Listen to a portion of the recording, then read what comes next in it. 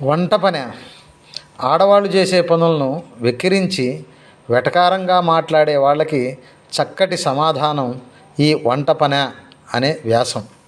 వంటింటి పని అంటే కేవలం ఉడికించడమే కాదు, కొత్తిమీర, కరివేపాకు, పచ్చిమిర్చి, నిమ్మకాయలు, అల్లం లాంటివి చెడిపోకుండా చూస్తుండాలి. ఏ ఏ కూరగాయలు ఎన్ని దినాలు ఫ్రెష్గా ఉంటాయో, ఏవి త్వరగా చెడిపోతాయో అనేది తెలిసుండాలి. తెలిసుంటే చాలదు, రోజు ఒక విధమైన వంట కాకుండా రకరకాలైన వంటలు చేస్తూ వంటిల్లు నిర్వహించాలి. తినేవారి అభిరుచుల్ని బట్టి, వారి ఇష్టాయిష్టాలను బట్టి, తినే సామర్థ్యాన్ని బట్టి వంట చేయటం తెలిసుండాలి.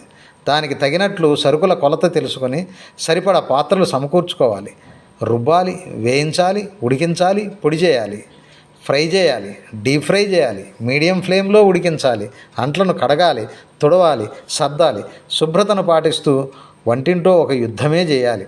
నిన్నటి పాలు, ఈరోజు పాలు, పాత డికాషను, కొత్త డికాషను, కాఫీ పొడి, టీ పొడి, వీటి తేడా తెలిసి ఉండాలి.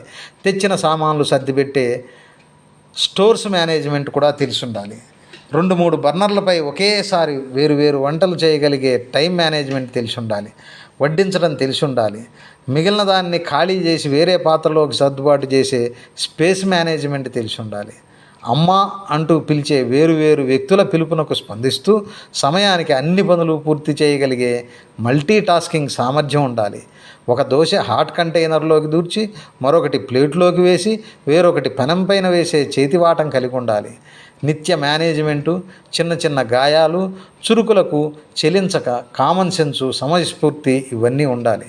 ఇవన్నీ ఏ కోచింగ్ సెంటర్కు వెళ్ళకుండా తరతరాలుగా నేర్చుకుంటూ వస్తున్న ఆ జీవులందరినీ గౌరవిద్దాం. వంట పని అదేం మహా అని వెటకారించే ముందు ఇన్ని సామర్థ్యాలు, సుగుణాలు మనకున్నాయా అని ఆలోచించాలి. వంట పని అనేది అందరి అవసరం, అది అందరి జీవనాధారం.